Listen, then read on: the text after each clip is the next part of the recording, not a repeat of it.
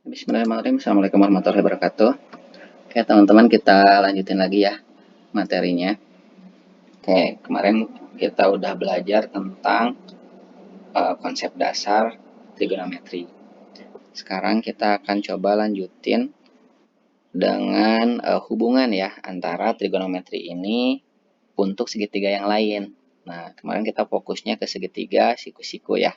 Sekarang kita lihat gimana kalau untuk segitiga yang lain. Nah, ada beberapa aturan yang harus teman-teman pahami. Pertama ada namanya aturan kosinus sama aturan sinus. Ini aturan kosinus sama aturan sinus nanti ya. Oke, aturan kosinus tuh gimana, Kak? Nah, kalau aturan kosinus ini dia dipakai untuk mencari panjang garis ya, salah satu garis segitiga yang sudah diketahui dua garis segitiga yang lain sama sudut apitnya. Ya, jadi ibaratnya gini, kalau kita udah tahu ada segitiga nih, ini kita ceritain segitiga sembarang. Ada sembarang segitiga, kemudian di sini ada nilai sudutnya, ya sudutnya theta misalnya udah diketahui. Kemudian panjang dua garis yang ngapit ya, ini harus dua garis yang ngapit yang diketahuinya. Berarti ini A, misalnya satunya lagi B. Yang ditanya C-nya berapa. Nah, ini teman-teman bisa masukin ke persamaannya ya, aturan kosinus. Ini kita bisa cari dengan persamaan C kuadrat. Oh, ini C aja deh. C sama dengan apa? Akar A kuadrat ya tambah B kuadrat dikurangi 2AB cos theta gitu. Nah, ini teman-teman yang harus diingat-ingat ya persamaannya. Jadi C ini sama dengan akar A kuadrat plus B kuadrat min 2AB cos theta. Makanya disebut aturan kosinus karena kita pakai cos nih di dalam akarnya. Meskipun sebenarnya kalau teman-teman paham ya, teman-teman sadar, ini tuh aturan kosinus ini adalah basic persamaan untuk Pitagoras. Jadi Pitagoras ini dia keluarnya tuh dari aturan kosinus. Nah, kita lihat aja buktiin. Contoh misalnya kayak kita punya segitiganya siku-siku. Ya, diketahui misalkan ini A sama B-nya. Yang ditanya C-nya. Maka C ini sama dengan apa? Akar A kuadrat plus B kuadrat. Aslinya sebenarnya itu ada belakangnya. Min 2AB, min 2AB cos tetanya berapa? Sudutnya 90 derajat. Nah, masalahnya cos 90 itu berapa nilainya? 0 kan ya? Makanya ini jadi 0. Nah, si Pitagoras ini cuma ngambil C sama akar A kuadrat plus B kuadrat gitu ya. Entahlah ini siapa yang duluan gitu ya, yang aturan kosinusnya atau si Pitagoras ini. Yang pasti si Pitagoras pun sebetulnya dia berangkatnya dari aturan kosinus juga gitu. Mirip gitu ya, cuman dia sudutnya 90 derajat. Nah, untuk aturan kosinus ini dia implementasinya lebih luas. Artinya teman-teman bisa nyari panjang suatu garis yang sifatnya dia tuh bukan segitiga siku-siku gitu ya. Kita ambil aja contoh soalnya. Misalnya punya garis nih, ya punya garis segitiga. Ini segitiga ini panjangnya yang satu ini 8, ini satunya lagi berapa? 12 lah ya. Ini sudutnya theta. Berapa panjang garis di sini? Oke. Nah, udah tinggal kita masukin aja, berarti C sama dengan akar dari apa? Dari 8 kuadrat, lihat ya. Garis-garis yang ngapit sudutnya 8 kuadrat tambah 12 kuadrat. Kemudian dikurangi 2 kali 8 kali 12 kali cos 120. Berarti ya, misalnya ini tetanya 120 ya. Anggap, kasihlah sudutnya 120. Berarti sama dengan berapa? Kita hitung akar 64 tambah 144. Kemudian min 2 kali 8 kali 12 kali cos 120 itu berarti berapa? Cos 120 min setengah ya. Min setengah. Jadi tinggal kita lanjutin. Berarti ini sama dengan akar 64 tambah 144 ditambah ini kan min setengah kali min 2 jadinya 1 ya. 8 kali 12 berarti sama berapa tuh? 12 kali 8 96 ya. Tambah 96. Ya, berarti sama berapa tuh? 96 ditambah 4 berarti itu 100, 240, 304. Itu ya. Jadi ini jawabannya adalah akar 304. 304 bisa disederhanain nggak ya? Bisa kayaknya. 76 berarti ini sama dengan 2 akar 76. Nah, gitu lah. 76 kali 2, 152, 304 ya, betul. Ya kan, 304 itu dari 4 kali 76 kan ya. Nah, akar 4 kan 2. Nah, akar 4 kali akar 76. Betul kan, berarti 2 akar 76 ya. Oke. 76-nya masih bisa disederhanain nggak ya? 76, coba bentar. 76 kayaknya masih bisa disederhanain kali. Oh, nggak bisa ya. 76 bagi 4.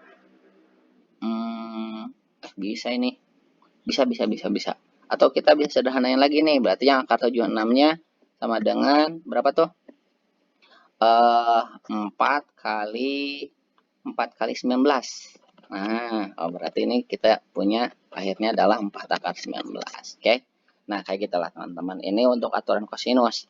Jadi di sini kita tahu panjang di sini adalah 4 akar 19. Padahal ini bukan segitiga. Ini bisa kita sebut segitiga sembarang ya, karena angkanya juga nggak jelas. Tapi kalau kita udah tahu salah satu sudut dan garis yang ngapitnya, itu kita bisa tahu nilainya gitu ya, dengan menggunakan aturan kosinus. Kemudian ada juga nih, yang kedua adalah aturan sinus. Ya, kalau aturan sinus gimana? Kalau aturan sinus biasanya dia dipakainya untuk segitiga yang diketahui, misalnya bisa aja 2 garis atau 2 sudut. Cuman misalnya gini, ketika diketahui 2 sudut dan 1 garis, nah garisnya ini bukan sudut yang diketahui bukan sudut yang diapit gitu. Kalau aturan sinus kan tadi, kalau aturan kosinus khasnya adalah yang diketahuinya panjang 2 garis dan 1 sudut apit gitu. Nah, kalau aturan sinus dia yang diketahuinya itu mungkin bisa jadi 2 buah garis sama 1 sudut tapi bukan sudut apit. Atau diketahuinya 2 sudut sama 1 garis gitu. Pokoknya biasanya ya ada 3 yang diketahuinya. Ini aturan sinus, berarti kita bikin seperti ini. Segitiganya dulu nih, ada punya segitiganya, anggaplah ABC dengan sudutnya masing-masing, ini alfa, ini beta, ini gamma gitu ya. Oke, ini kan total sudut segitiga siku-siku berapa? Masih ingat 180 ya. Oke, itu udah pernah kita pelajari di TPS ya. Oke, sekarang kita lihat aturannya seperti apa sinus. Jadi kalau sinus itu lihat perbandingan antara garis dengan sudut di depannya. Jadi ini A per sin alfa nilainya bakal sama dengan B per sin beta gitu. Bakal sama dengan C per sin gamma gitu. Nah, ini yang kita ambil di aturan sinus. Oke, kita lihat contoh soalnya. Grafnya segitiga. Kita ambil nilainya, anggap ini 10, ini 8 lah. Di sini, atau jangan itu deh, yang diketahui sudutnya lah, biar asik. Misalkan ini 45, ini 30 gitu ya. Ini X yang nggak kita tahu berapa. Oke, ini contoh untuk aturan sinus ya, implementasinya. Berarti kita ambil aja sudut yang diketahui kan di sini ada 30 ya, depannya 10. Berarti ini kita punya 10, atau dari X-nya dulu deh. Berarti X per sin 45 sama dengan apa? 10 per sin 30 ya. Oke. Atau X sama dengan apa berarti ini? 10 per sin 30 kali sin 45 ya. Gitu.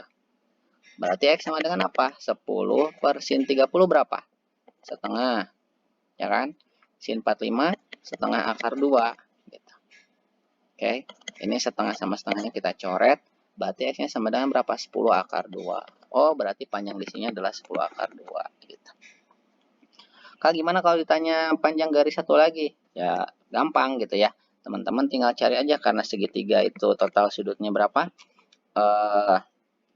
180 kurangi 75 nih, 180 kurangi 75 berapa? 115. Nah, loh Kak, gimana cara nyari sudut yang 115? Nanti kita pelajari ya. Yang pasti teman-teman di sini adalah paham dulu aturan kosinus dipakainya di mana, aturan sinus dipakainya di mana gitu. Ya.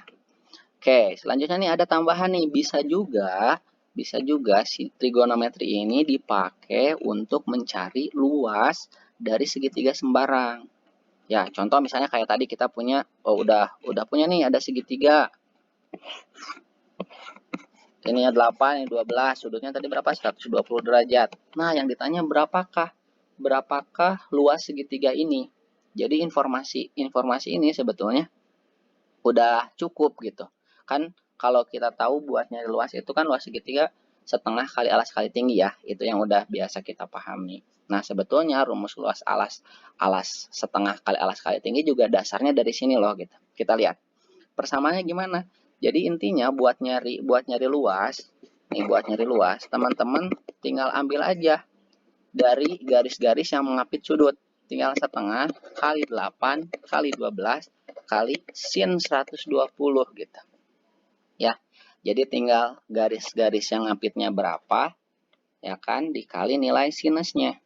Berarti ini sama dengan berapa? Setengah kali 8 kali 12 kali sin 120 berapa? Setengah akar 3. Ya kan? Ini setengah kali 8, 4 kali setengah 2, kali 12, 24. Oh, berarti ini luasnya adalah 24 akar 3. Gitu. Ya. Jadi, kalau untuk nyari luas, teman-teman tinggal lihat.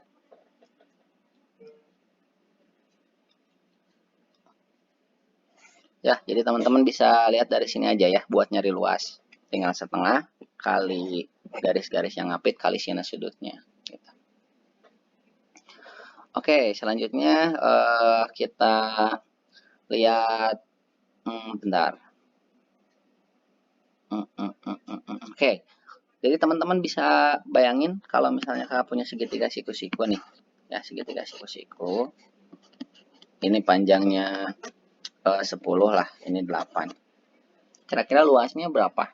Pasti kan setengah kali 10 kali 8 gitu. Padahal aslinya tuh dia itu luas itu sama dengan setengah kali 10 kali 8 kali sin sudutnya berapa? 90. Nah, masalahnya sin 90 itu nilainya 1 kan?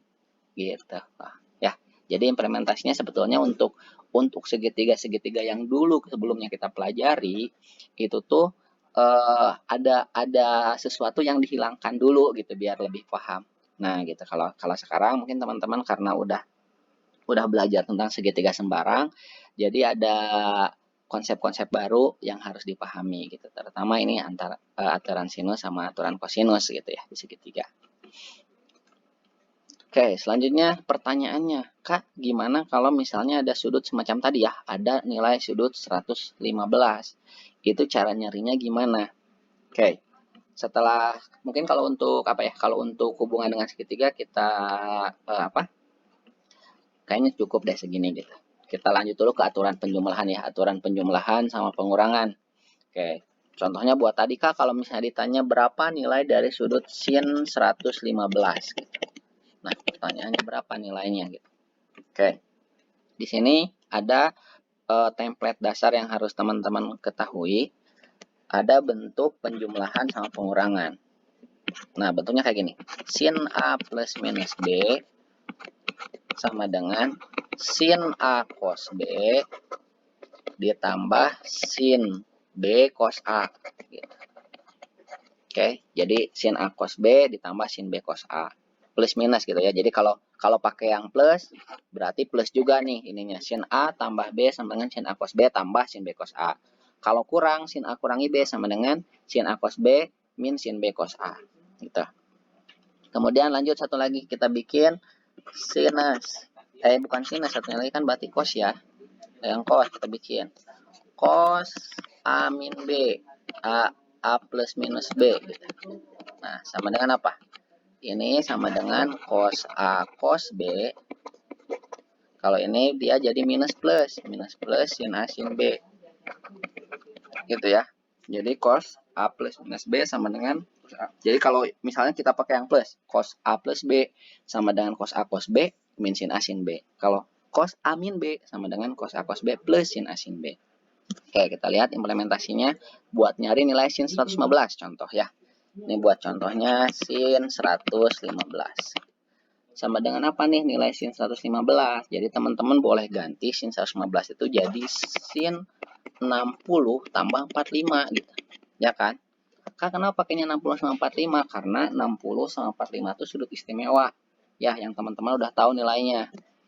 Nah, berarti kita pakai yang nilai penjumlahan kan, sin 60. Ya, sin A, berarti kan ini sin A plus B ya. Berarti sin A cos B, berarti sin 60 kali cos 45 ditambah sin B, berarti sin 45 kali cos 60 gitu. Sin 60 berarti sama dengan berapa? Setengah akar 3. Cos 45 setengah akar 2. Sin 45 setengah akar 2. Cos 60 setengah gitu ya. Berarti di sini kita punya sama dengan 1/4 akar 6 ditambah 1/4 akar 2. Atau bisa kita sederhanain jadi 1/4 kali akar 6 plus akar 2. Itu dia. Ya, jadi nilai sin 115 tuh sama dengan 1/4 kali akar 6 plus akar 2. Nah, itu untuk mencari nilai sudut ya, untuk mencari nilai sudut yang bisa kita kombinasiin dari sudut-sudut istimewa gitu. Tapi kan kalau misalnya ditanya nilai sudutnya nggak jelas, misalnya nilai sin 72, nah itu mah bingung gitu kita juga ya. Karena di sudut istimewa juga nggak ada gitu nilainya 72. Kecuali pakai kalkulator aja sin 72 nilainya berapa. Tapi kalau untuk sudut-sudut yang bisa kita kombinasiin dari sudut istimewa, itu bisa kita cari nilainya. Oke, nah bentuk-bentuk ini ya, bentuk-bentuk apa, sin A plus minus B sama cos A plus minus B, biasanya bisa kita jadiin dasar untuk materi trigonometri berikutnya tentang identitas gitu ya, identitas trigonometri. Jadi teman-teman setelah udah tahu ini, teman-teman bisa pahami tentang konsep identitas trigonometri gitu. Kita lihat gimana kasih identitas itu. Nah, pertama yang harus teman-teman pahami, ada bentuk di trigonometri itu, bentuk-bentuk yang bisa kita kombinasiin. Sederhananya gini, kalau kakak punya segitiga, ya, segitiga, ini X kan ini X ya, di bidang kartesius ya, ini X, ini Y, anggaplah ini R gitu, ya kan, ada X, ada Y, ada R, ya. Nah, kita lihat, secara Pitagoras, kita bisa bikin X kuadrat plus Y kuadrat sama dengan R kuadrat kan ya, gitu. Oke, nah kalau semuanya ini kakak bagi dengan R kuadrat, maka kita punya persamaannya X kuadrat per R kuadrat tambah Y kuadrat per R kuadrat sama dengan R kuadrat per R kuadrat 1 berarti ya. Atau bisa kita bikin ini jadi X per R kuadrat tambah Y per R kuadrat sama dengan 1. Ya, nah sekarang kita lihat perbandingannya. X berbanding R itu sama dengan apa? Gitu kan? X sama R berarti permi gitu ya. Samping per miring. Ya kan? Berarti sama dengan apa? Cos. Ya. Cos kuadrat anggaplah ini alfa gitu. Jadi X per R itu kan sama dengan cos. Sama dengan nilai cos. Cos kuadrat alfa ditambah yang Y per R depan per miring kan? Ya. Itu sin. Berarti sin kuadrat alfa sama dengan 1. Nah, muncullah di trigonometri itu ada identitas sin kuadrat alfa tambah cos kuadrat alfa itu nilainya sama dengan 1 gitu ya. Nah, trigonometri bagian identitas trigonometri ini biasanya bisa kita kembangin ya. Bisa aja nih semuanya kita bagiin dengan sin ya, sin kuadrat alfa per sin kuadrat alfa jadi apa? 1 ditambah cos persin cos kuadrat persin kuadrat cos persin berarti dia kotangan ya, kotangan kuadrat alfa sama dengan 1 persin. 1 persin itu apa? Kosekan ya kan, berarti kosekan kuadrat alfa. Atau bisa juga kita baginya dengan cos. Kalau misalnya yang ininya dibagi dengan cos berarti sin kuadrat per cos kuadrat alfa jadi apa? Sin per cos tan ya, tan kuadrat alfa ditambah cos kuadrat alfa per cos kuadrat alfa 1 sama dengan 1 per cos berarti sekan gitu ya. Nah, ini dia gitu. Jadi bisa teman-teman ambil kesimpulan bahwa sebetulnya mau identitas atau sifat-sifat itu bisa kita jabarkan dari sumber yang sama gitu. Ya, jadi sebenarnya identitas trigonometri itu dari konsep awal, dari konsep sin, bemi, kosami, tandesa gitu. Cuman ya itu dia, kalau udah di soal pengembangannya jadi sangat banyak gitu. Oke, jadi ini ada sifat-sifat apa? Sifat-sifat trigonometrinya. Kak, ini sebenarnya sifat-sifat ini kepakainya di mana sih? Biasanya kalau di sekolah, ini soal-soal kayak gini tuh berkaitan dengan pembuktian biasanya kan. Pembuktian, buktikan bahwa persamaan ini sama dengan apa gitu. Ya kan? Cuman kalau di UTBK, kalau untuk identitas, sifat-sifat itu kepakainya buat ngetrik soal gitu. Ya, ngetrik soal misalnya soal-soal integral atau soal-soal limit. Itu bisa teman-teman pakai trik di identitas ini. Makanya di sini kita coba dulu ya jabarin. Dari mana sih muncul identitas? Oke, selanjutnya kita lihat dulu nih. Kita coba bikin bikin persamaan yang lain, sifat yang lain yang mungkin muncul di trigonometri. Kita lihat, misal kakak punya bentuk sin 2 alfa. Nih, ya, sin 2 alfa. Sin 2 alfa bisa kita ubah jadi apa nih? Sama dengan sin alfa plus alfa ya. Sin alfa plus alfa. Gitu. Sin alfa plus alfa. Berdasarkan sifat, sin alfa plus alfa tuh bisa jadi apa? Sin A cos A. Ya, sin A cos A ditambah ya sin A cos A juga gitu. Sama-sama sin A cos A kan, sin A cos A tambah sin A cos A, jadi sama dengan 2 sin A cos A gitu. 2 sin A cos A. Kak, buat apa sih sifat kayak gini? Ya contoh misalnya kita diketahui nih nilai dari suatu suatu apa? Ada sudut nih diketahui sin alfa sama dengan 3/7 misalnya. Ya kan? Nah, sudutnya berapa? Kan belum tahu kita sin alfa sama dengan teori di sudut berapa loh yang 3/7. Ya nggak tahu gitu. Beda kalau ceritanya kita sin alfanya sama dengan setengah. Udah tahu kan nilai alfanya berapa. Nilai cosnya pasti dapat. Tapi kalau misalnya kita taunya sin alfanya 3/7, ya cosnya emang dapat. Tapi masalahnya yang ditanyanya sin 2 alfa. Lah, berapa sudutnya? Gitu. Oke, berarti di sini kita butuh sifat kan. Dengan kita tahu sin alfa sama dengan 3/7, nilai cos alfa pasti dapat dong. Ya, caranya ya pakai apa? Teman-teman pakai Pitagoras dulu, nanti cos alfanya dapat. Udah gitu nyari sin 2 alfa, ya udah masukin ke 2 sin alfa cos alfa gitu lah. Ya. Oke. Selanjutnya ada bentuk misalnya kita punya cos 2 alfa. Kalau cos 2 alfa dengan cara yang sama, teman-teman bisa dapat cos 2 alfa itu sama dengan cos alfa ditambah alfa. Berarti sama dengan apa? Cos alfa kali cos alfa dikurangi sin alfa kali sin alfa ya. Ini berdasarkan sifat yang tadi. Karena kalau cos itu kan cos alfa plus alfa. Misalnya kan cos alfa plus alfa. Kalau plus berarti pakai min. Ya, bentuknya ikutin aja seperti ini. Oke, dari sini kita bisa dapat apa? Oh, sin cos 2 alfa. Cos 2 alfa sama apa? Cos kuadrat alfa min sin kuadrat alfa. Gitu ya. Jadi cos 2 alfa punya bentuk yang lain. Dia nilainya cos kuadrat alfa min sin kuadrat alfa. Oke. Atau dari sini, dari identitas, kan kita tahu nih, kita punya bentuk cos kuadrat alfa plus sin kuadrat alfa sama dengan 1. Artinya, teman-teman bisa ganti kalau cos kuadrat alfa sama dengan 1 min sin kuadrat alfa.